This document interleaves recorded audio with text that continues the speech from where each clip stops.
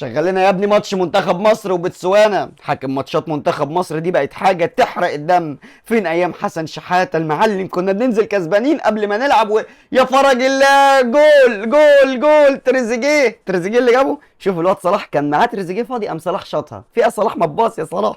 حلو، جبنا الجون الاولاني، ربنا يستر وما يتعادلوش معانا ويبقى شكلنا وحش، لان المنتخب ما بقاش زي الاول. ايه ده؟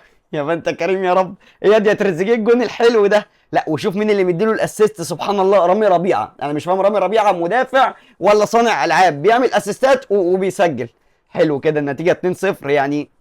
برضه انا حاسس ان المنتخب مش هو بتاعنا، مش هو المنتخب بتاع زمان اللي احنا كنا بنحبه ونعرفه. حاسس ان في حاجه ايوه بقى كده يا ابو صلاح، يا ابو مكه، اخيرا لازم يبقى ليه بصمه طبعا في كل ماتش.